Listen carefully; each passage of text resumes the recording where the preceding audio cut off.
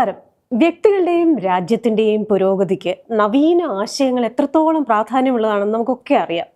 സർക്കാരുകൾ മാത്രം സാറ്റലൈറ്റുകൾ അല്ലെങ്കിൽ ഉപഗ്രഹങ്ങൾ വിക്ഷേപിച്ചിരുന്ന കാലത്ത് സ്വന്തം നിലയ്ക്ക് ഉപഗ്രഹ വിക്ഷേപണവും ഒപ്പം തന്നെ അങ്ങ് ചൊവ്വയിൽ പോയി രാപാർക്കാനുള്ള മോഹവും ഒക്കെ കൊണ്ട് നടക്കുന്ന ഇലോൺ മസ്കിനെ നമുക്കറിയാം. അങ്ങനെ വേറിട്ട ആശയങ്ങൾ കൊണ്ട് ശ്രദ്ധേയരായ സഹോദരങ്ങളാണ് ഇന്നത്തെ നമ്മുടെ അതിഥികൾ. ബിസിനസ് ലൈഫ് കോച്ചുമാരും ഒപ്പം തന്നെ സംരംഭകരുമായ നിസാർ അബൂബക്കറും നിഷാദ് അബൂബക്കറും. സ്വാഗതം. നമസ്കാരം. ഇപ്പൊ നമ്മൾ എപ്പോഴും പറയുമല്ലോ, കാലാതീതമായ സാങ്കേതിക വിദ്യ, കാലാതീതമായ ആശയങ്ങൾ. അപ്പൊ കാലത്തിന് മുന്നേ പറക്കുന്ന ആശയങ്ങളായിരിക്കണം. ഇപ്പൊ തന്നെ ഞാൻ ഇലോൺ മസ്കിന്റെ എക്സാമ്പിൾ പറഞ്ഞു. 50 വർഷം 100 വർഷം കഴിഞ്ഞ ആൾക്കാർ ചിലപ്പോൾ ചിന്തിക്കുന്ന കാര്യങ്ങളാണ് അദ്ദേഹം അതിനു മുൻപേ തന്നെ ചിന്തിച്ചിരിക്കുന്നത്. അപ്പൊ അത്തരം ആശയങ്ങൾക്ക് നമ്മുടെ സമൂഹത്തിലുള്ള പ്രസക്തി തുടങ്ങുമ്പോൾ ആൾക്കാർ ചോദിക്കും ഇവനെന്താ വട്ടാണോ എന്നൊക്കെ. പക്ഷെ അതിനുശേഷം അത് പ്രായോഗികമാകുമ്പോൾ വ്യത്യാസം വരും. ഇപ്പം കഴിഞ്ഞ ബജറ്റിനെ കുറിച്ചുള്ള ചില പ്രതിഷേധങ്ങളൊക്കെ നടന്നുകൊണ്ടിരിക്കുക, കേരളത്തിനൊന്നും കിട്ടിയില്ല എന്ന് പറഞ്ഞു. പക്ഷെ നിങ്ങൾ രണ്ടും ബജറ്റിൽ വളരെ ഹാപ്പിയാണെന്ന് മനസ്സിലാക്കുന്നു. അപ്പൊ ഈ നവീന ആശയങ്ങളും നമ്മുടെ കേന്ദ്ര ബജറ്റുമായിട്ട് എന്താ ബന്ധം? ഞങ്ങളിപ്പോൾ ചെയ്തുകൊണ്ടിരിക്കുന്ന ഇപ്പോൾ പുതിയ ഇന്നോവേറ്റീവ് ആയിട്ടുള്ള കുറച്ച് പ്രൊജക്ടുകളാണ് ചെയ്യുന്നത്, നിങ്ങൾ അറിഞ്ഞിട്ടുണ്ടാവുമല്ലോ. അപ്പൊ അതിൽ വളരെ പ്രധാനമായിട്ട് ഇപ്പോൾ ചെയ്തുകൊണ്ടിരിക്കുന്ന ഒന്ന് ചന്ദനം കൃഷിയാണ്. അതായത് ഒരു കൂട്ടം ആളുകൾ ഒരുമിച്ച് ചേർന്നുകൊണ്ട് ഒരു സൊസൈറ്റി രൂപീകരിച്ച് അത് 5 സെന്റ് വീതമുള്ള ഓരോ പ്ലോട്ടുകളാക്കി തിരിച്ച് അതിൽ ചന്ദനത്തൈകൾ നട്ടുകൊണ്ട് ഒരു ചന്ദന കൃഷി പ്രോത്സാഹിപ്പിക്കുന്ന ഒരു റിയൽ എസ്റ്റേറ്റ് മോഡൽ ബിസിനസ്സാണ് ഞങ്ങൾ ചെയ്യുന്ന ഒന്നാമത്തെ ഒരു പ്രൊജക്ട് എന്ന് പറയുന്നത്. അത് ബജറ്റിൽ വളരെ കാര്യമായിട്ട് തന്നെ നിർമ്മല സീതാരാമൻ പ്രതിപാദിച്ചിട്ടുണ്ടായിരുന്നു. ചന്ദന കൃഷിക്ക് വേണ്ടതായിട്ടുള്ള ഒരുപാട് പ്രോത്സാഹനങ്ങൾ സ്കീമുകളും കൊണ്ടുവരുന്നുണ്ടെന്നുള്ളത്. രണ്ടാമതായിട്ട് കൃഷിയെ പ്രോത്സാഹിപ്പിക്കുന്നതിന് വേണ്ടിയിട്ടുള്ള ഇന്റഗ്രേറ്റഡ് ഫാമിംഗ് പോലുള്ള വളരെ ഇന്നോവേറ്റീവ് ആയിട്ടുള്ള അത്തരത്തിലുള്ള പ്രൊജക്ടുകൾക്കും ബജറ്റിൽ കാര്യമായിട്ട് പ്രതിപാദിച്ചിട്ടുണ്ട്. അതുകൊണ്ട് തന്നെയാണ് ഞങ്ങൾ ഇപ്പോഴും ഈ ഒരു ബജറ്റിൽ അത്രയും ഹാപ്പിയാണ്, സാറ്റിസ്ഫൈഡ് ആണെന്ന് പറഞ്ഞതിന്റെ ഒരു കാരണം. ഓക്കെ, ഇനി നൂതനമായ ആശയങ്ങൾക്ക് സമൂഹത്തിലുള്ള പ്രാധാന്യം അത് ഏത് രീതിയിലാണ് നിങ്ങൾ അത് പ്രാക്ടിക്കൽ ആക്കാൻ ശ്രമിക്കുന്നത്? ഞങ്ങൾ ബിസിനസ് ആസ്പെക്റ്റിൽ നോക്കുമ്പോൾ എപ്പോഴും കസ്റ്റമറുടെ പെയിൻ അതിനനുസരിച്ചിട്ടുള്ള ഉൽപ്പന്നങ്ങൾ ഇറക്കാൻ സാധിച്ചാൽ അത് വൻ ഗ്രോത്തിലേക്ക് പോകും. അപ്പൊ ഇതേപോലെ തന്നെ ഞങ്ങൾ കഴിഞ്ഞ 26 വർഷം ഇവിടെ ബിസിനസ് ചെയ്യുന്നുണ്ട്. പക്ഷെ കഴിഞ്ഞ 20 വർഷവും ഞങ്ങൾ ചെയ്തത് എല്ലാവരും ചെയ്യുന്ന പോലെ തന്നെ ഹോട്ടൽസ്, കാറ്ററിംഗ്, ഇവന്റ് മാനേജ്മെന്റ് ഇത് തന്നെയായിരുന്നു. അപ്പോൾ ചിന്തിച്ചത് എന്താണ് കസ്റ്റമർ ഇപ്പം അനുഭവിക്കുന്ന വേദന, എന്താണ് ആ വേദനയ്ക്കുള്ളൊരു പരിഹാരം എന്താണ്. അപ്പോൾ അവിടെ നിന്നാണ് ഞങ്ങൾ കഴിഞ്ഞ 2020 ഞങ്ങൾ പുതിയൊരു കമ്പനി ജസ്പേഡ് തുടങ്ങിയത്. അപ്പോൾ അവിടെ കംപ്ലീറ്റ് ഇന്നോവേഷൻ മാത്രം. അപ്പോൾ ഞങ്ങൾ ചിന്തിച്ച ആളുകൾക്ക് എപ്പോഴും ഇഷ്ടം എന്ന് വെച്ചാൽ ഭൂമിയിലും സ്വർണ്ണത്തിൽ ഇൻവെസ്റ്റ് ചെയ്യാനും. അപ്പോൾ ആളുകൾക്ക് ഇത് ഇഷ്ടമാണ്. അപ്പോൾ എങ്ങനെ ഇതൊരു നല്ല രീതിയിലുള്ളൊരു ബിസിനസ് മോഡലാക്കാം, ആ ചിന്ത ഇവിടെ എത്തി നിൽക്കുമ്പോൾ അതിനേക്കാൾ ഉപരി ഇപ്പം ഞങ്ങൾ കഴിഞ്ഞ ദിവസം ലോഞ്ച് ചെയ്തിരുന്നു. പ്രധാനമന്ത്രി പ്രസിഡന്റ് ആയിട്ടുള്ള ഒരു വലിയൊരു ഇന്നോവേഷനാണ് ഇപ്പം ഞങ്ങൾ തുടങ്ങി വെച്ചിട്ടുള്ളത്. അത് ബയോമെഡിക്കൽ വേസ്റ്റ്. അപ്പം അതിന് പരിഹാരമാണ് ഞങ്ങൾ ഏറ്റവും പുതിയൊരു ഇന്നോവേഷനായിട്ട് കൊണ്ടുവന്നിട്ടുള്ളത്.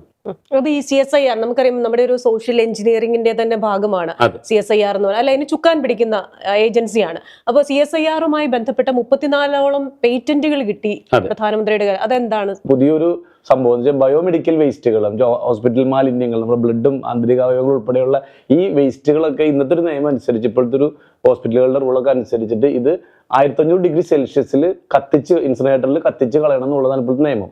ഇതിങ്ങനെയൊക്കെ പറയുന്നുണ്ടെങ്കിലും ഇത് നടപ്പിലാക്കുന്നുണ്ടോ എന്നുള്ളത് വളരെ ചെറിയൊരു ശതമാനം മാത്രമേ നടപ്പിലാവുന്നുള്ളൂ. ബാക്കിയുള്ള വേസ്റ്റുകളെല്ലാം തന്നെ ഇനി കത്തിച്ചാൽ തന്നെ ഇത് അന്തരീക്ഷത്തിൽ ഉണ്ടാക്കുന്ന മലിനീകരണം, മറ്റു ആഗോളതാപന പ്രശ്നങ്ങളൊക്കെ വേറെ ഉണ്ടെങ്കിലും അതുപോലും മര്യാദക്ക് നടക്കുന്നില്ല. അപ്പൊ ഇതിനാണ് ഈ CSIR-ന്റെ ഈ ബയോമെഡിക്കൽ വേസ്റ്റുകൾ നമുക്ക് കൃഷിക്ക് ഉപയോഗിക്കാവുന്ന രീതിയിലുള്ള മണ്ണാക്കി മാറ്റുന്ന ടെക്നോളജിയാണ് CSIR ഡെവലപ്പ് ചെയ്തിട്ടുള്ളത്. ഇതിനൊരു കെമിക്കലിന് 27 പാറ്റന്റുകളും ഇത് പ്രോസസ് ചെയ്യുന്ന മെഷീന് 7 പാറ്റന്റുകളുള്ള ആ 34 പാറ്റന്റുകളാണ് ഇപ്പോൾ CSIR ഞങ്ങൾക്ക് കൈമാറിയിട്ടുള്ളത്. ഓക്കെ, ഇപ്പൊ നമ്മൾ പല ആശയങ്ങളും ഈ ആശയങ്ങളായിട്ടിരിക്കുമ്പോൾ നമുക്ക് വളരെ ഇംപ്രസീവ് ആയിട്ട് തോന്നും. പക്ഷെ നമ്മളത് പ്രായോഗികമാക്കുമ്പോഴാണ് ആശയങ്ങളുടെ ഏറ്റവും മനോഹാരിത വരുന്നത്. അപ്പോൾ ഇപ്പോൾ കേരളത്തെ സംബന്ധിച്ചിടത്തോളം ഏറ്റവും ബേണിംഗ് ഇഷ്യൂ ഏതാണെന്ന് ചോദിച്ചു കഴിഞ്ഞാൽ അതിലൊന്ന് നമ്മൾ ലിസ്റ്റ് ചെയ്ത് കഴിഞ്ഞാൽ ഏറ്റവും മുന്നിൽ വരുന്ന ഒരു കാര്യമാണ് മാലിന്യ നിർമ്മാർജ്ജനം എന്ന് പറയുന്നത്. അപ്പോൾ ആ ഒരു വേസ്റ്റ് ഡിസ്പോസൽ അത് വളരെ സയന്റിഫിക് ആയിട്ട് ആശയം നല്ലതാണ്. പക്ഷെ ഇത് നമ്മുടെ കേരളം പോലൊരു സംസ്ഥാനത്ത് എങ്ങനെ പ്രായോഗികമാക്കാനാണ് ഉദ്ദേശിക്കുന്നത്? അതിപ്പോ ഈ ബയോമെഡിക്കൽ വേസ്റ്റുകൾ നമുക്ക് ഇങ്ങനെ ഒരു ഹോസ്പിറ്റലുകൾ ത്രൂ നമുക്കത് ചെയ്യാനുള്ള ഒരു പ്രൊജക്റ്റാണ് ഇപ്പോൾ ഞങ്ങൾ ഓൾറെഡി പ്ലാൻ ചെയ്ത് ആദ്യം നടപ്പിലാക്കാൻ പോകുന്നത്. ഇതിനുശേഷം നമ്മൾ ഇതേ ടെക്നോളജി ഉപയോഗിച്ചുകൊണ്ട് തന്നെ നമുക്ക് ഇപ്പോൾ സാധാരണ മറ്റു മാലിന്യങ്ങളുണ്ട്, ഇപ്പോൾ ചിക്കൻ വേസ്റ്റുകളാണെങ്കിലും മറ്റ് പച്ചക്കറി, മറ്റു ഫുഡ് വേസ്റ്റുകളുണ്ടല്ലോ, ഇതെല്ലാം നമുക്ക് ഇതേ ടെക്നോളജി തന്നെ നമ്മളൊന്ന് മാറ്റി പ്ലാൻ ചെയ്ത് കഴിഞ്ഞാൽ ഇതുപോലെ മുനിസിപ്പാലിറ്റികളും കോർപ്പറേഷനുകളും പഞ്ചായത്തുകളുടെ അടിസ്ഥാനത്തിലൊക്കെ നമുക്ക് ഇതിനുള്ള ടെക്നോളജി, ഇതേ ടെക്നോളജിയിൽ നിന്നുകൊണ്ട് ഇതിന് വേണ്ടിയിട്ടുള്ള ഒരു ഡെവലപ്മെന്റ്സ് കൂടെ ചെയ്തു കഴിഞ്ഞാൽ നമുക്ക് ഒരു ക്ലീൻ കേരള എന്ന് പറയുന്നൊരു മിഷനും കൂടെ മിക്കവാറും ഞങ്ങളിവിടെ നടപ്പാക്കാൻ സാധിക്കും. നമ്മൾ ഈ പറയുന്നത് പോലെ തന്നെ മണ്ണിനും പരിസ്ഥിതിക്കും ഒട്ടും ദോഷം ചെയ്യാതെ വേണമല്ലോ ഈ വേസ്റ്റ് മാനേജ്മെന്റ് എന്ന് പറയുന്നത്. അത് എത്രത്തോളം നമ്മുടെ ഈ ബയോ വേസ്റ്റ് മാനേജ്മെന്റ് എന്ന് പറയുന്ന ഈ കോൺസെപ്റ്റില് ബയോമെഡിക്കൽ വേസ്റ്റുകൾ പ്രോസസ് ചെയ്യുമ്പോൾ ഇതിൽ നിന്നുണ്ടാകുന്ന 3 വേസ്റ്റുകളാണ് ഇതിൽ പ്രധാനമായിട്ടും വരുന്നത്. ഒന്ന് മെറ്റൽ പാർട്സ് ഉണ്ടാവും, ഇപ്പോൾ നീഡിൽ അങ്ങനത്തെ ഐറ്റംസ്. അതുകൂടാതെ പ്ലാസ്റ്റിക് വേസ്റ്റ് ഉണ്ടാവും. അപ്പൊ ഈ 2 പാർട്സും ഡിസിൻഫെക്ട് ചെയ്ത് വാഷ് ചെയ്തതിന് ശേഷം വീണ്ടും റീസൈക്ലിങ്ങിന് വേണ്ടി വിടുകയാണ്. അപ്പൊ അതിലൊന്നും വേസ്റ്റ് വരുന്നില്ല. പിന്നെ വരുന്നത് ബാക്കിയുള്ള ഈ ബയോമെഡിക്കൽ വേസ്റ്റുകളെല്ലാം തന്നെ ഈ ബ്ലഡും പഞ്ഞിയും അങ്ങനെയുള്ള സാധനങ്ങളെല്ലാം തന്നെ പ്രോസസ്സ് ചെയ്തിട്ട് മണ്ണാക്കിയിട്ട് പുറത്തേക്ക് വരുകയാണ്. ഈ മണ്ണിൽ നമുക്ക് നേരിട്ട് ചെടികൾ പാവി മുളപ്പിക്കാന്നുള്ളതാണ്. അത് പച്ചക്കറി ആണെങ്കിലും ഫ്രൂട്ട്സ് ആണെങ്കിലും അത് സാധാരണ കിട്ടുന്നതിനേക്കാൾ 3 മടങ്ങ് വിളവുകളാണ് എല്ലാത്തരം കൃഷിയും എല്ലാം നമുക്ക് അതിൽ ചെയ്യാൻ പറ്റും. അത് സയന്റിഫിക്കലി പ്രൂവൻ ആണ്. ഒട്ടനവധി ഇൻസ്റ്റിറ്റ്യൂട്ടുകൾ അത് പ്രൂവ് ചെയ്തിട്ടുള്ള റിപ്പോർട്ടുകൾ നമ്മുടെ കയ്യിലുണ്ട്. ഓൾറെഡി നമ്മൾ ഈ ഒരു മെഷീൻ ഇൻസ്റ്റാൾ ചെയ്തു. അത് നമ്മുടെ ഹെൽത്ത് മിനിസ്റ്റർ ജിതേന്ദ്ര സിംഗ് ആയിരുന്നു ഇനോഗ്രേഷൻ നടത്തിയിട്ടുണ്ടായിരുന്നത്. അപ്പൊ അവിടെ നിന്ന് ഓൾറെഡി പ്രൂവൺ, നമുക്കിത് ടെസ്റ്റഡ് ഓക്കെ എന്നുള്ള സർട്ടിഫിക്കേഷനോട് കൂടി തന്നെയാണ് നമ്മൾ മുന്നോട്ട് പോകുന്നത്. ഇത് പ്രവർത്തിക്കണമെങ്കിൽ ഈ ഒരു യൂണിറ്റും കൂടെ വേണം എന്നുള്ളൊരു നിയമം കൂടെ വന്നു കഴിഞ്ഞാൽ ഇതിന്റെ ഒരു പൂർത്തീകരണത്തിലേക്ക് എത്തിയെന്ന് നമുക്ക് പറയാം. ഓക്കെ, അപ്പൊ പൈലറ്റ് പ്രോജക്റ്റ് ഓക്കെ ആണ്, അതിൽ കൃത്യമായി ഈ കാര്യങ്ങളെല്ലാം നടന്നിട്ടുണ്ട്. അപ്പോൾ അങ്ങനെ ഒരു ലാർജ് സ്കെയിലിൽ നടത്തുമ്പോൾ അതിന് വേണ്ട എല്ലാ മുന്നൊരുക്കങ്ങളും പ്ലാൻ എയും പ്ലാൻ ബിയും ഒക്കെ റെഡിയാണ്. നമ്മളിപ്പം വീട്ടമ്മമാർക്കാണെങ്കിലും ഹൗസ് ഹോൾഡ് വേസ്റ്റ് എന്ന് പറയുന്നത് ഇത് എങ്ങനെ എവിടെ കൊണ്ട് കളയും? നമുക്ക് ഹരിതകർമ്മസേനയൊക്കെ ഉണ്ടെങ്കിലും അവർ ഓരോ സെപ്പറേറ്റ് ആയിട്ട് ഓരോ കാര്യങ്ങളും, അത് മാത്രമല്ല പലരും ഈ വേസ്റ്റ് കൊണ്ട് പലയിടങ്ങളിലും ഡംപ് ചെയ്യുന്നതിന്റെ ഒരു കാരണം അതിനൊരു കൃത്യമായ മാർഗം, സയന്റിഫിക് ആയിട്ടൊരു മാർഗം ഇല്ലാത്തതുകൊണ്ടാണ്. അപ്പോൾ നമ്മുടെ വീട്ടമ്മമാരുടേതടക്കം പ്രശ്നങ്ങൾക്ക് ഭാവിയിൽ ഇതൊരു സൊല്യൂഷൻ ആവുമോ? തീർച്ചയായിട്ടും. ഓക്കെ, അപ്പൊ രണ്ടുപേരും ഒറ്റ വാക്കിലാണ് തീർച്ചയായിട്ടും എന്ന് പറഞ്ഞത്. അപ്പൊ ഞാൻ നിങ്ങളെ വിശ്വസിക്കുക ചെയ്യുന്നത്. അപ്പോൾ ഇനി മറ്റൊരു ചോദ്യം, നമ്മൾ കേരളം ദാരിദ്ര്യമുക്ത സംസ്ഥാനം എന്ന പ്രഖ്യാപനം വന്നു, പക്ഷേ അതിദാരിദ്ര്യമുക്തം. അപ്പോൾ എന്നാലും കേവല ദാരിദ്ര്യം ഇപ്പോഴും ഇവിടെ ഉണ്ട് എന്ന് പറയുന്നു. അപ്പം ഇവിടെ സാധാരണക്കാർക്കും അത്യാവശ്യം ജീവിച്ചു പോകാനുള്ള പണം, ഒപ്പം തന്നെ ഒരു മാന്യമായ സമ്പാദ്യം, ഒപ്പം തന്നെ റിസ്ക് ഇല്ലാതെ കുറച്ച് പണം ഉണ്ടാക്കുക, ഇൻഷുറൻസ്, അതേപോലെയുള്ള കാര്യങ്ങളിൽ ശ്രദ്ധ കൊടുക്കുക, ഇങ്ങനെ കുറേ കാര്യങ്ങൾ ഫൈനാൻഷ്യൽ ലിറ്ററസിയുടെ കാര്യത്തിൽ കേരളത്തിലേക്ക് വരാനുണ്ട്. അപ്പൊ അങ്ങയുടെ വീഡിയോസ് ഞാൻ കാണുമ്പോൾ പലപ്പോഴും പണവുമായി ബന്ധപ്പെട്ട 9 നിയമങ്ങൾ, അല്ലെങ്കിൽ പണം ഉണ്ടാക്കാനുള്ള മാർഗങ്ങൾ, എങ്ങനെ 3M ഒക്കെ ഞാൻ കേട്ടിട്ടുണ്ട് അല്ലെ, മാനേജ് മൾട്ടിപ്ലൈ എന്നൊക്കെ പറഞ്ഞിട്ട്. അപ്പോൾ ആ മട്ടില് ഏത് സാധാരണക്കാരനും എങ്ങനെയാണ് ഒന്ന് സ്വയം പര്യാപ്തതയിലേക്ക് വരാൻ കഴിയുന്നത്? നമുക്ക് 3 കാര്യങ്ങളിലാണ് ജനങ്ങൾ സ്റ്റക്കായി നിൽക്കുന്നത്. ഒന്ന്, how to make more money. 2, how to manage money. 3, how to multiply money. ഈ 3 കാര്യങ്ങൾ ശരിക്കും പറഞ്ഞാൽ ജനങ്ങൾ ചിന്തിക്കുന്നില്ല. അതിന്റെ പ്രധാന കാരണം സ്കൂളിൽ നിന്ന് കൊടുക്കുന്ന അടിസ്ഥാന വിദ്യാഭ്യാസമാണ്. എല്ലാവരും മക്കളെ സ്കൂളിലേക്ക് പറഞ്ഞേക്കുമ്പോൾ എന്താ പറയാ, മോനെ പഠിച്ചിട്ട് നല്ല ജോലി സമ്പാദിക്കണം. ഈ ജോലിയിൽ നിന്ന് എത്ര വരുമാനം ഉണ്ടാക്കുന്ന അവർക്ക് അറിയില്ല. അപ്പൊ ഞങ്ങൾ ഓരോരുത്തരും പഠിപ്പിച്ചു കൊടുക്കുന്നതാ, നിങ്ങൾ പഠിച്ചോ, അതൊരു ജോലിക്ക് വേണ്ടി ആവരുത്. അത് നിങ്ങൾ അതിൽ നിന്നും അറിവുകൾ ഉൾക്കൊണ്ട് അതിനെ ഒരു ഇൻകം ജനറേറ്റിംഗ് രീതിയിലേക്ക് മാറ്റിയെടുക്കണം. അപ്പൊ ഇതാണ് ഇപ്പൊ ഞങ്ങൾ കൂടുതലായിട്ട് ഫോക്കസ് ചെയ്തുകൊണ്ടിരിക്കുന്നത്. മാത്രമല്ല ഇവിടെ എല്ലാവരും പഠിപ്പിച്ചു കൊടുക്കുന്നുണ്ട് പല രീതിയിലും. പക്ഷെ ഞങ്ങൾ ചെയ്യുന്നത് അത് കോച്ച് ചെയ്ത് അതിന് കറക്റ്റ് ആയിട്ടുള്ള വഴിയും കൂടെ ഞങ്ങളുടെ കയ്യിലുണ്ട്. അപ്പൊ ആ സ്ട്രാറ്റജി ഉൾക്കൊണ്ടുകൊണ്ടാണ് ഈ ഇന്നോവേഷൻ പ്രൊഡക്റ്റുകൾ വരുമ്പോൾ ഇവർക്ക് ഇതിലൂടെ ഒരു വരുമാനം ഉണ്ടാക്കുന്ന രീതിയിൽ എന്താ പറയാ, ഇവിടെ കേരളത്തിലുള്ള ജനങ്ങൾ വലിയ രീതിയിലുള്ള ഒരു സാമ്പത്തിക പുരോഗതിയിലേക്ക് ഞങ്ങൾക്ക് എത്തിക്കാൻ സാധിക്കും എന്നുള്ളതാണ് ഇതിലൂടെ. ഓക്കെ, അപ്പോൾ നമ്മൾ ഇനി ബാക്ക് ടു നമ്മുടെ ആ സാൻഡൽവുഡ് പ്രോജക്റ്റിലേക്ക് വന്നു കഴിഞ്ഞാൽ നമുക്ക് പാർക്കാൻ ചന്ദനത്തോപ്പുകൾ. അപ്പോൾ പേരിൽ തന്നെ ഒരു പുതുമയുണ്ട്, ബജറ്റിൽ അതിന് വേണ്ട ഒരു പദ്ധതി പ്രഖ്യാപിച്ചിട്ടുണ്ട് എന്ന് പറയുന്നു. പക്ഷെ ഒരു സാധാരണക്കാരനായ ഒരു ഇൻവെസ്റ്റർ എന്ന് തന്നെ, ഞാൻ എന്നെ സാധാരണക്കാരിയായ ഒരു ഇൻവെസ്റ്റർ എന്നാണ്. അപ്പോൾ ഞാൻ എന്നോട് ഇതിൽ നിക്ഷേപിക്കാൻ അല്ലെങ്കിൽ ഇതിന്റെ പ്രാധാന്യം എന്താണെന്ന് ചോദിച്ചു കഴിഞ്ഞാൽ, ഒന്നാമത് എനിക്ക് തോന്നും, അയ്യോ ഈ ചന്ദനം നമുക്ക് നട്ടുപിടിപ്പിക്കാൻ പറ്റുമോ, അത് ലീഗലാണോ എന്ന് തോന്നും. 2, ചന്ദനം പരിസ്ഥിതി സംരക്ഷണത്തിനെതിരാണോ, ഒരുപാട് ഇങ്ങനെ നട്ടുപിടിപ്പിച്ച പ്രശ്നമുണ്ടോ. 3, വയനാടെന്ന് പറയുന്ന മേഖല പരിസ്ഥിതി ലോല പ്രദേശമാണ്. ഇനി അങ്ങനെയുള്ള സെൻസിറ്റീവ് ആയിട്ടുള്ള ഏരിയയിലാണോ ഇത്, ആ മട്ടിലൊരു റിസോർട്ട് അത് എങ്ങനെയായിരിക്കും പ്രയോജനം ചെയ്യുക, ഇങ്ങനെയൊക്കെയുള്ള എന്റെ കൺസേൺ. എന്താ പറയണേ? സാധാരണക്കാരായിട്ടുള്ള ആളുകളുടെ ഇടയിൽ ഇന്നും വലിയൊരു ആശങ്ക നിൽക്കുന്ന ഒരു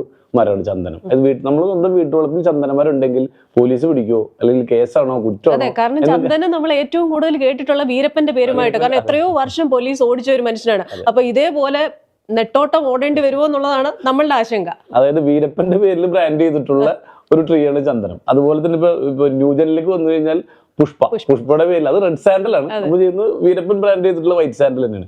അപ്പൊ ഇതിന്റെ പ്രത്യേകത എന്ന് വെച്ച് കഴിഞ്ഞാൽ ഇന്ന് ഇന്ത്യയിൽ കിട്ടുന്നതിൽ ഏറ്റവും വില കൂടിയ ഒരു മരമാണ് ചന്ദനം. അത് ഒരു കിലോന് 20,000 തുടങ്ങി 25,000 രൂപ ഫസ്റ്റ് ക്വാളിറ്റി കാതൽ. വിലായത് ബുദ്ധ സിനിമ കണ്ടിരുന്നില്ല. അപ്പൊ വിലായത് ബുദ്ധ എന്ന് പറയുന്നത് ചന്ദനത്തിന്റെ ഫസ്റ്റ് ക്വാളിറ്റി കാതൽ എന്ന് പറയുന്ന ഒരു പേരാണ് വിലായത് ബുദ്ധ. അതായത് ബുദ്ധന്റെ പ്രതിമ ഉണ്ടാക്കാനായിട്ട് ഉപയോഗിക്കുന്ന ആ ഹൈ ക്വാളിറ്റി കാതൽ, അതാണ് വിലായത് ബുദ്ധ. അപ്പൊ ഇതാണ് ഈ ഒരു ക്വാളിറ്റി കൂടുതലുള്ള, അല്ലെങ്കിൽ ഫസ്റ്റ് ക്വാളിറ്റി ഓയിൽ കണ്ടന്റ് കൂടുതലുള്ള ഈ ചന്ദനത്തിനാണ് ഏറ്റവും കൂടുതൽ ഡിമാൻഡ് ഉള്ളതും മാർക്കറ്റ് ഉള്ളതും വില കിട്ടുന്നതും. അപ്പൊ ഇത് ഉണ്ടാവണമെന്നുണ്ടെങ്കിൽ നമ്മൾ സാധാരണ കാലാവസ്ഥയിൽ ഇപ്പം എറണാകുളത്ത് ചന്ദനം നട്ടാലും കാലിക്കറ്റ് നട്ടാലും തിരുവനന്തപുരത്ത് നട്ടാലും ചന്ദനമരം വളരും. പക്ഷെ അതിന് ലിമിറ്റും ഉണ്ട്. അത് മാത്രമല്ല ഇതിന്റെ ഹാർഡ് വുഡ് കാതിൽ ഫോം ചെയ്യുന്നതിന് ലിമിറ്റേഷൻസ് ഉണ്ട്. ഇതിന് ഏറ്റവും അനുയോജ്യമായിട്ടുള്ള കാലാവസ്ഥ എന്ന് പറയുന്നത് സീ ലെവലിൽ നിന്നും സമുദ്രനിരപ്പിൽ നിന്ന് 700 മീറ്ററിന് മുകളിലുള്ള കാലാവസ്ഥയിൽ വളരുന്ന മരങ്ങൾക്ക് മാത്രമേ ഈ പറഞ്ഞ ഫസ്റ്റ് ക്വാളിറ്റി കാതൽ കിട്ടുള്ളൂ. ഞങ്ങൾ അതുകൊണ്ടാണ് ഇത് വയനാട്ടിൽ തന്നെ ചെയ്യാനുള്ള കാരണം. വയനാട്, ഇടുക്കി അങ്ങനെ 2-3 സ്ഥലങ്ങളിൽ മാത്രം നമുക്ക് സേഫ് ആയിട്ട് ഈ പറഞ്ഞ രീതിയിൽ ചെയ്യാൻ പറ്റുന്നുള്ളൂ.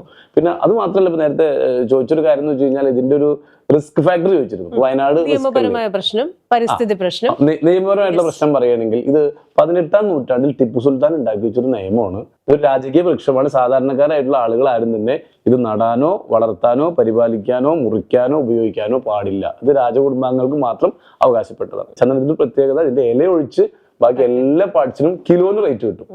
അതായത് കാതല്, പിന്നെ വേര്, വെള്ള, അകത്ത തൊലി, പുറത്ത തൊലി, പല വണ്ണത്തിലുള്ള ബ്രാഞ്ചസ്, കൊമ്പും ജില്ലകളും, പിന്നെ ഇത് മുറിക്കുമ്പോണ്ടാകുന്ന പൊടി പൗഡർ, ഇതിനെല്ലാത്തിനും കിലോന് റേറ്റ് കിട്ടും. എന്ന് വെച്ച് കഴിഞ്ഞാൽ ഇപ്പോഴത്തെ റേറ്റ് അനുസരിച്ച് നമുക്കൊരു ഏകദേശം ഒരു 10 മുതൽ 15 വർഷം വരെ പഴക്കമുള്ള ഒരു ചന്ദന മരത്തിന് ഏകദേശം ഒരു 20 അടി ഹൈറ്റും ഏകദേശം 50 സെന്റിമീറ്റർ വണ്ണൊക്കെ ഉണ്ടാവുക. എന്ന് വെച്ചാൽ ഏകദേശം 200 കിലോ തൂക്കം ഉണ്ടാവും. ഒരു മരത്തിന് ഇപ്പോഴത്തെ വില അനുസരിച്ച് ഏകദേശം 8 ലക്ഷം രൂപ കിട്ടും. വയനാട് എന്ന് പറയുന്നത് പരിസ്ഥിതി ലോല പ്രദേശമാണ്. അപ്പോൾ ഒരു കാരണവശാലും വയനാടിന്റെ ഇത്തരത്തിലൊരു പ്രീമിയം റിസോർട്ട് അവിടെ വരുന്നു, ഒരു കേവ് റിസോർട്ട് അവിടെ വരുന്നു, ഇപ്പൊ പ്രവർത്തനം ആരംഭിച്ചു കഴിഞ്ഞു, നിരവധി പേർ അവിടെ വരുന്നുണ്ടെന്നൊക്കെ അറിയാം. അപ്പോൾ ആ മട്ടിലൊരു റിസോർട്ട് പ്രവർത്തനം നടത്തുമ്പോൾ പെട്ടെന്ന് സാധാരണക്കാർ വിചാരിക്കുന്നത് ഇത് പരിസ്ഥിതിയെ ഇനിയും പ്രശ്നം ഉണ്ടാക്കുമോ എന്നാണ്. അതിനൊരു ഉത്തരം. മൾട്ടി സ്റ്റോറി ബിൽഡിങ്ങുകൾക്കൊന്നും ഇന്നിപ്പോ വയനാട്ടിൽ പെർമിഷൻ ഇല്ല. പക്ഷെ ഞങ്ങൾ പറയുന്നത് 3 നിലയില്ല, ഒറ്റ നില. ഒറ്റ നില എന്ന് വെച്ചാൽ ചെയ്യുന്ന എല്ലാം ഒരു ഗുഹ മാതൃകയിലുള്ള ഡിസൈനാണ്. ഒരു 11 ഏക്കർ സ്ഥലത്ത് ഒരു 3000-ഓളം ചന്ദന മരങ്ങളുള്ള ഒരു ചന്ദനത്തിന്റെ ഒരു കാട് എന്ന് വെച്ച് കഴിഞ്ഞാൽ ഏറ്റവും കൂടുതൽ ഓക്സിജൻ പ്രൊഡ്യൂസ് ചെയ്യുന്ന ഒരു മരം. ആ മട്ടിലുള്ള പരിശോധന, അതായത് ഇത് പരിസ്ഥിതി സൗഹൃദമാണെന്ന പരിശോധനകളെല്ലാം പൂർത്തിയാക്കിയിട്ടുള്ള. ഓക്കെ, ഇനി എന്റെ ചോദ്യം അങ്ങയോടാണ്. കാരണം നമ്മൾ കേരളത്തില് കഴിഞ്ഞ ഒരു ജനറേഷനോട് ചോദിക്കുമ്പോൾ അവര് വളരെ ഭയത്തോട് ചോദിക്കുന്ന അല്ലെങ്കിൽ ഭയത്തോടുകൂടെ പറയുന്ന ഒരു ഇൻവെസ്റ്റ്മെന്റ് സ്കീമാണ് ആട്, തേക്ക്, മാഞ്ചിയം എന്ന് പറയുന്നത്. ഒപ്പം തന്നെ അതിനുശേഷം റൈസ് പുള്ളർ ആണെങ്കിലും നാഗമാണിക്യമാണെങ്കിലും ഒരു പലതരത്തിലുള്ള മണി ചെയിൻ അങ്ങനെയൊക്കെയുള്ള തട്ടിപ്പുകളൊക്കെ വരുന്നു. പക്ഷെ എന്നാലും മലയാളികൾ വീണ്ടും പറ്റിക്കപ്പെടാൻ സജ്ജരായിരിക്കുകയാണ്. പക്ഷെ ഇവിടെ എങ്ങനെയാണ് ഈ സ്കീമിൽ നിന്ന് അല്ലെങ്കിൽ ഈ ഒരു നിക്ഷേപത്തിൽ നിന്ന് ആൾക്കാർക്ക് പണം കിട്ടുന്നത്? സാധാരണ നമ്മൾ എറണാകുളത്ത് 1 കോടി രൂപ കൊടുത്തൊരു ഫ്ലാറ്റോ വില്ലയോ മേടിച്ചാൽ ഒരു ഇൻവെസ്റ്റ്മെന്റ് ആയിട്ട് കണക്കാക്കുകയാണെങ്കിൽ മാക്സിമം കിട്ടുന്ന റെന്റ് 30,000 മുതൽ 50,000 രൂപ വരെയാണ്. അതേസമയം അതൊരു ടൂറിസ്റ്റ് പ്ലേസ് ആയിട്ടുള്ള വയനാട്ടിൽ നമ്മളത് ചെയ്യുമ്പോൾ അവിടെ നിങ്ങൾക്ക് 3 റവന്യൂ നിന്ന് കിട്ടുന്നത്. ഒന്ന് 95 ലക്ഷം രൂപ ഇപ്പം ഞങ്ങൾ ഇപ്പം വിറ്റുകൊണ്ടിരിക്കുന്നത്, അടുത്ത മാസം 1 CR ആണ്. അപ്പോൾ ഈ 95 ലക്ഷം രൂപ ഇത് വാങ്ങുമ്പോൾ ഓൾറെഡി അവരുടെ പേരിൽ പ്രോപ്പർട്ടി രജിസ്റ്റർ ചെയ്ത് കൊടുത്തു. അപ്പോൾ ഒന്നാമത്തെ കാര്യം, നമ്മൾ ഇവിടെ വാങ്ങിക്കുന്നത് പോലെ തന്നെ നമ്മൾ മുടക്കിയ പൈസക്ക് എന്ത് കിട്ടി? പ്രോപ്പർട്ടി അവർ ഡോക്യുമെന്റ് ചെയ്ത് അവർ കൈ കൊടുത്തു. ഇതിനെ വിളിക്കുക ക്യാപിറ്റൽ പ്രിസർവേഷൻ എന്ന് പറയാം. മുടക്കിയ പൈസ സേഫായി. ഇനി എന്ത് കിട്ടിയാലും അവർക്ക് പ്രോഫിറ്റ് ആണ്. അപ്പോൾ ഒന്നാമത്തെ പ്രോഫിറ്റ് ആണ് ഇതിന്റെ റെന്റൽ ഇൻകം എന്ന് പറയുന്നത്, വാടക. രണ്ടാമതിൽ 16 സാൻഡൽവുഡ് ട്രീസ് കൾട്ടിവേഷൻ ഉണ്ട്. ഇതിൽ നിന്ന് കിട്ടുന്ന റവന്യൂ എക്സ്ട്രാ ആണ്. ഒരു 2 to 4 CR അതിൽ നിന്ന് കിട്ടാനുള്ള ചാൻസ് അതുമുണ്ട്. മാത്രമല്ല മൂന്നാമത്തെ ഏറ്റവും വലുത് ലാൻഡ് അപ്രിസിയേഷൻ. കാരണം ഇന്ന് നമ്മുടെ കേരളം എന്ന് പറയുന്നത് നമ്മുടെ സംസ്ഥാനം ടോട്ടൽ ഉള്ളത് 96 ലക്ഷം ഏക്കറാണ്. ഇനി കേരളത്തിൽ വിൽക്കാനായിട്ട് 10 ലക്ഷം ഭൂമി മാത്രമേ ബാക്കിയുള്ളൂ. അപ്പൊ ഇപ്പോൾ വാങ്ങുന്നത് സെന്റിനും ഏക്കറിനാണെങ്കിൽ 10 വർഷം വിൽക്കുമ്പോഴോ സ്ക്വയർ ഫീറ്റിൽ വിൽക്കാൻ പറ്റുന്നുള്ളതാണ്. അപ്പൊ ഇവർക്ക് ഒന്നാമത്തെ കാര്യം മുടക്കിയ പൈസ സേഫാണ്, അവർക്ക് ആധാരം കിട്ടി. രണ്ടാമത്തത് 3 റവന്യൂ ആണ് ഇതിൽ നിന്ന് ജനറേറ്റ് ചെയ്യാൻ പറ്റണം. അപ്പൊ അതുകൊണ്ട് തന്നെ ഇത് മുൻപേ പറഞ്ഞ സ്കാമുകളായിട്ട് ഒരു പരിസരത്ത് പോലും അടുപ്പിക്കാൻ പറ്റില്ല. അപ്പൊ ഞാൻ പഠിച്ചത് സാമ്പത്തിക ശാസ്ത്രം. അപ്പൊ നമ്മുടെ ട്രഡീഷണൽ സാമ്പത്തിക ശാസ്ത്രം പറഞ്ഞു തരുന്ന അധ്യാപകരാണെങ്കിലും നമ്മുടെ ഒരു പ്രാക്ടിക്കൽ നോളജിൽ നിന്നൊക്കെ ആണെങ്കിലും നമ്മൾ ചിന്തിക്കുമ്പോൾ സാധാരണ നമ്മളോടെല്ലാം പറയുന്നത് നമ്മൾ ഒരു ഇൻവെസ്റ്റ്മെന്റ് നടത്തുമ്പോൾ ആ ഇൻവെസ്റ്റ്മെന്റിന് ഒരു റിട്ടേൺ പറയുമല്ലോ. ഇപ്പോൾ സാധാരണ ഒരു റിസ്ക്കും ഇല്ലാത്ത ഒരു ഇൻവെസ്റ്റ്മെന്റിന് നമുക്ക് കിട്ടുന്ന റിട്ടേൺ ഒരു 7 to 10% ആയിരിക്കും പരമാവധി. അത് ഫിക്സഡ് ഡിപ്പോസിറ്റ് അടക്കമുള്ള കാര്യങ്ങൾ അല്ല. നമ്മൾ കുറച്ചുകൂടെ റിസ്ക് എടുക്കുവാണെങ്കിൽ നമുക്ക് മ്യൂച്വൽ ഫണ്ടിലോ അങ്ങനെയുള്ള സ്റ്റോക്ക് മാർക്കറ്റിലോ ഒക്കെ കുറച്ചുകൂടെ റിട്ടേൺ. അപ്പോൾ അതിനപ്പുറമായി വരുന്നതൊക്കെ പോൺസി സ്കീമാണെന്ന് ഒരു ചിന്തയാണ് നമുക്കുള്ളത്. അപ്പം ഇനി എൻ്റെ കൺസേൺ ഈ പറയുന്ന പ്രോജക്റ്റ് അത് എത്രമാത്രം കംപ്ലീറ്റ് ആയിട്ടുണ്ട്, എത്രത്തോളം ട്രാൻസ്പെറന്റ് ആണ്, ഈ പറയുന്നത് പോലെ ഈ ഒരു മാസം എത്ര ദിവസം വാടകയ്ക്ക് കൊടുത്തു, ഇതൊക്കെ ഈ ഇൻവെസ്റ്റർ എങ്ങനെ അറിയും, ഇത് എത്രത്തോളം സുതാര്യമായിട്ടാണ് അവരെ ഈ കാര്യങ്ങൾ അറിയിക്കുന്നത്, ഏത് രീതിയിലാണ് അവർ ഈ പ്രോജക്റ്റിന്റെ ഭാഗമാകുന്നത്, ഇങ്ങനെയൊക്കെ കുറെ ചോദ്യങ്ങളും കൂടെ ഉണ്ടല്ലോ. ഓക്കെ, അപ്പൊ അതിന് നേരത്തെ പറഞ്ഞു ഞാനൊരു ബിസിനസ് കോച്ചാണ്. അപ്പോൾ എൻ്റെ കൂടെ തന്നെ ഇപ്പം ഏകദേശം 500 മേലെ വരുന്നൊരു മാർക്കറ്റിംഗ് സ്റ്റാഫ് ഉണ്ട്. അപ്പോൾ ഇവർ ഉപയോഗിച്ചുകൊണ്ടാണ് ഇത് സെല്ല് ചെയ്യണതും ഈ റിസോർട്ട് റെന്റ് ഔട്ട് ചെയ്യണതും. അപ്പൊ ഇത് ഓൾറെഡി പ്രീ ബുക്കിംഗ് എടുക്കുകയാണ് ഞങ്ങൾ. അവിടെ വന്ന ആളുകൾ താമസിച്ചിട്ടല്ല റെന്റ് കൊടുക്കുന്നത്, ഇത് വരുന്നതിന് മുമ്പ് പ്രീ ബുക്കിംഗ് എടുക്കുകയാണ്. ഇപ്പൊ തന്നെ 2400ഓളം പ്രീ ബുക്കിംഗ് വന്നു കഴിഞ്ഞു, അത് ഓൾറെഡി കിട്ടിക്കഴിഞ്ഞു. അപ്പൊ ഇത് ഓൾറെഡി നമ്മൾ ഒരു എന്താ പറയാ അവരുടെ വാടക ഗ്യാരണ്ടി ആവുന്ന നിലക്കാണ് നമ്മൾ പ്ലാൻ ചെയ്തിട്ടുള്ളത്. അപ്പൊ അതുകൊണ്ട് തന്നെ ഇവർക്ക് റെന്റ് നമുക്ക് ഗ്യാരണ്ടി ചെയ്യാൻ പറ്റുന്നു. കാരണം ഇത് റിസോർട്ട് പണിതാൽ മാത്രം പോരാ. ഇങ്ങനെ പറയും യേശുദാസ് നല്ല പാട്ടുകാരനാണ്, പക്ഷെ യേശുദാസിന് വിൽക്കാൻ അറിയാം. എത്ര യേശുദാസിനേക്കാളും നന്നായി പാടുന്ന എത്രയോ പേര് കൂടി ഉണ്ട്. പക്ഷെ യേശുദാസിന് പാടാനും അറിയാം, വിൽക്കാനും അറിയാം. ഇതേപോലെ തന്നെ ഞങ്ങൾക്കിത് പണിയാനും അറിയാം, ഞങ്ങൾക്കിത് വിൽക്കാനും അറിയാം, ഇത് വാടകയ്ക്ക് കൊടുക്കാനും അറിയാം. കാരണം 26 വർഷത്തെ എക്സ്പീരിയൻസ് അതാണ്. ഇപ്പൊ ഈ അടുത്തിടെ ഞാൻ വളരെ കൗതുകകരമായ ഒരു വാർത്ത കണ്ടു. നമ്മുടെ മലേഷ്യയിൽ ജെൻസി അല്ലെങ്കിൽ ഒരു യൂത്ത് റിട്ടയർമെന്റ് ഹോം ആരംഭിച്ചു എന്ന്. അപ്പോൾ യൂത്ത് റിട്ടയർമെന്റ് എന്ന് പറയുമ്പോൾ നമ്മൾ വിചാരിക്കരുത് ഒരു ഫുൾ ടൈം റിട്ടയർഡ് ആയിട്ടിരിക്കാനാണെന്ന്. ഇവർ ഈ ജോലിയിലൊക്കെ വലിയ സമ്മർദ്ദമാണല്ലോ ഇപ്പം. അപ്പോൾ അതിനിടയിൽ ഒരു ഷോർട്ട് ബ്രേക്കിന് വേണ്ടിയിട്ട് ഒരു വലിയ റിസോർട്ട് പോലെ ഒരു പ്രീമിയം പ്ലേസിൽ അവിടെ ചെല്ലുന്നു. അവർക്ക് ടോട്ടൽ വെൽനെസ് ആണ് അവിടെ കൊടുക്കുന്നത്.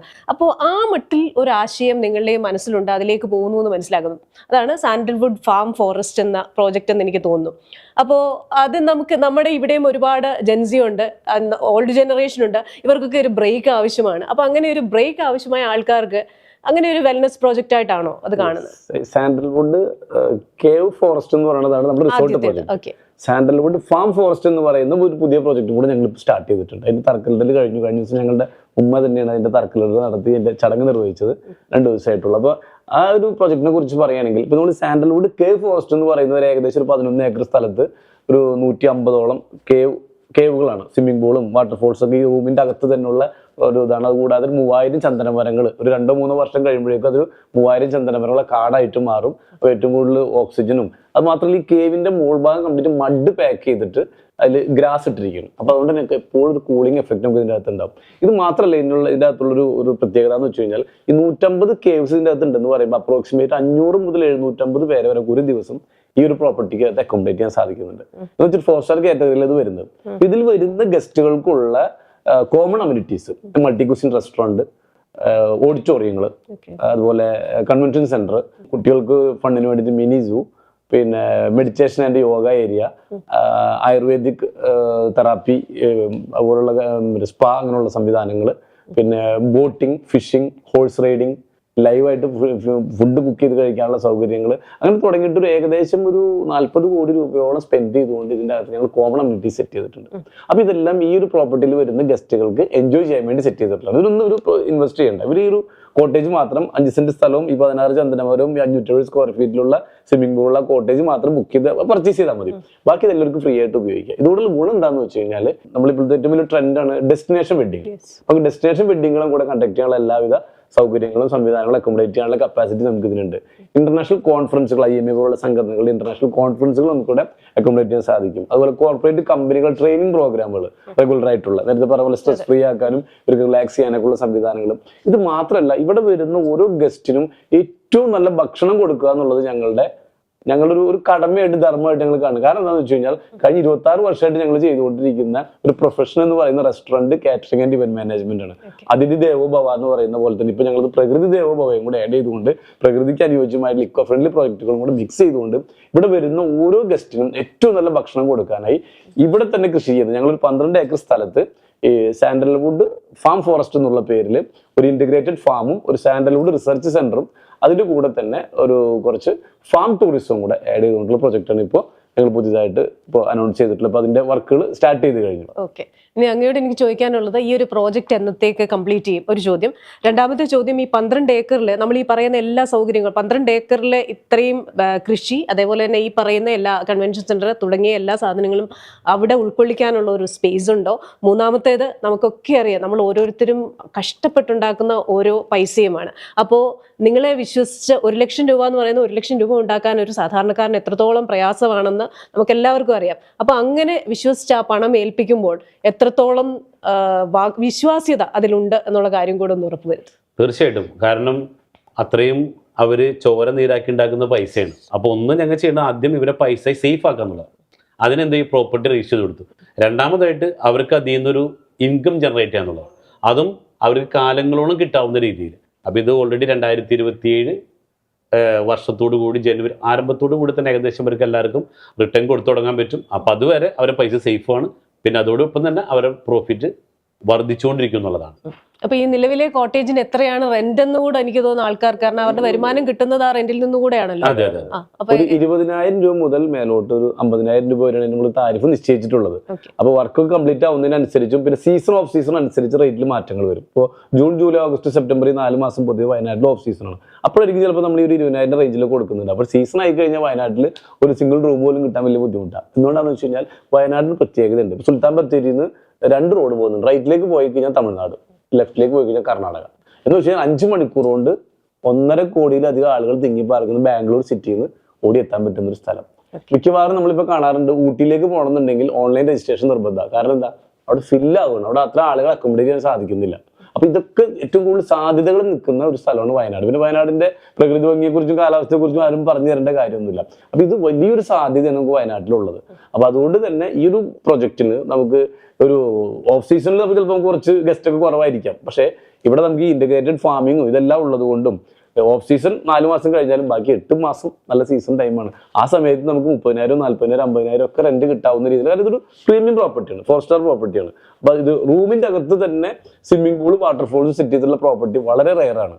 അങ്ങനെയുള്ള പ്രോപ്പർട്ടികൾ കിട്ടണമെന്നുണ്ടെങ്കിൽ 40,000, 50,000, ഇപ്പോൾ നമുക്ക് ഹയാത്തിലൊക്കെ ആണെങ്കിൽ അത്തരത്തിലുള്ള 2 ലക്ഷം രൂപ വരെയൊക്കെയാണ് ഡെയിലി റെന്റ് ചാർജ് ചെയ്യുന്നുള്ളത്. അപ്പൊ ഇതൊരു ഇക്കോ ഫ്രണ്ട്ലി ആയിട്ടുള്ള പ്രോജക്റ്റിൽ ഇങ്ങനെ വന്ന് താമസിക്കാനുള്ള സൗകര്യങ്ങളും ഈ പറയുന്ന എല്ലാ പ്രത്യേകതകളുള്ള വയനാട്ടിൽ ഒരു നല്ലൊരു ഇൻവെസ്റ്റ്മെന്റ് ഓപ്ഷൻ തന്നെയാണ് ഏത് കാറ്റഗറിപ്പെട്ട ആളുകൾക്കും. അപ്പൊ ഇതിന്റെ ഏറ്റവും വലിയ ഹൈലൈറ്റ് എന്ന് വെച്ച് കഴിഞ്ഞാൽ റിയൽ എസ്റ്റേറ്റും കൾട്ടിവേഷനും ടൂറിസം, ഇത് 3 കൂടെ ഒരുമിപ്പിച്ചപ്പോഴാണ് ഇതൊരു വലിയൊരു ഇന്നോവേഷൻ ആയിട്ട് മാറിയത്. പിന്നെ അതുപോലെ ലാസ്റ്റ് പറഞ്ഞ പോയിന്റോട് കൂട്ടിച്ചേർക്കാൻ വേണ്ടി ഒരു പോയിന്റ് ഉണ്ടായിരുന്നു, ഇങ്ങോട്ട് പറഞ്ഞില്ലേ, ഇൻവെസ്റ്റിഗേറ്റ് ബിഫോർ ഇൻവെസ്റ്റ്. നിങ്ങൾ നല്ല രീതിയിൽ അന്വേഷിച്ച് ഇതിന്റെ ജെന്യൂനിറ്റി ഒക്കെ മനസ്സിലാക്കിയതിന് ശേഷം വേണം നിങ്ങൾ പ്രൊജക്റ്റിൽ ഇൻവെസ്റ്റ് ചെയ്യാനായിട്ട്.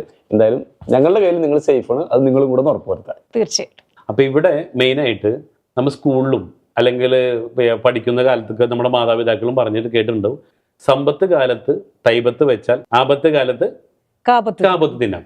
പക്ഷെ ഇത് പഠിപ്പിച്ച ടീച്ചർമാര് നമ്മളെ ഒരു കണക്കിന് പറ്റിച്ചിട്ടുണ്ട്. കാരണം എന്ന് വെച്ചാൽ ഈ ടീച്ചർ ഏതാണ് ഈ തൈ എന്ന് പറഞ്ഞു തന്നിട്ടില്ല, പക്ഷെ ആ തൈയാണ് ഈ പറഞ്ഞ സാൻഡൽവുഡ്. ഓക്കെ. അപ്പൊ എന്തായാലും കാലം മാറുന്നതനുസരിച്ച് സാമ്പത്തിക ശാസ്ത്രവും മാറുകയാണ്. നമുക്കറിയാം, ഏതോ ഒരു കാലത്ത് ആടും കന്നുകാലികളും ഒക്കെ ആയിരുന്നു ആസ്തി. അതിനുശേഷം പിന്നെ ലാൻഡായി, പിന്നെ സ്വർണ്ണമായി, അതിനുശേഷം ഇപ്പൊ സ്റ്റോക്ക് മാർക്കറ്റ്, മ്യൂച്വൽ ഫണ്ട്, പല ക്രിപ്റ്റോ കറൻസിയുടെ ഒക്കെ കാലത്താണ്. അപ്പൊ ആ മട്ടിൽ നമ്മൾ ചിന്തിക്കുമ്പോൾ പുതിയ നിക്ഷേപ പദ്ധതി അല്ലെങ്കിൽ ഒരു നൂതന ആശയവുമായി നിങ്ങൾ വരുന്നതിൽ സന്തോഷമുണ്ട്. അപ്പോൾ അത് ശരിയായി, വളരെ സുതാര്യമായി, സത്യസന്ധമായി ജനങ്ങൾക്ക് റിട്ടേൺ കൊടുക്കാൻ പറ്റുന്ന ഒരു പ്ലാനായിട്ട് മാറട്ടെ. എല്ലാവിധ ആശംസകളും. പുതിയ പുതിയ ആശയങ്ങളുമായി വരിക. എന്നാലും പ്രേക്ഷകരോട് എനിക്കൊരു കാര്യം പറയാനുള്ളത്, നിക്ഷേപ പദ്ധതിയിൽ ചേരും മുമ്പ് കൃത്യമായി നിങ്ങൾ കാര്യങ്ങൾ ചോദിച്ചറിയുക. അതിൽ സുതാര്യതയും സത്യസന്ധതയും വിശ്വാസ്യതയും ഒക്കെ എത്രത്തോളം ഉണ്ടെന്ന് സ്വന്തം നിലയ്ക്ക് അന്വേഷിച്ചതിന് ശേഷം അതിന്റെ ഭാഗമാകുക. എന്തായാലും താങ്ക് യു സോ മച്ച് ഇത്രയും കാര്യങ്ങൾ പറഞ്ഞതിന്.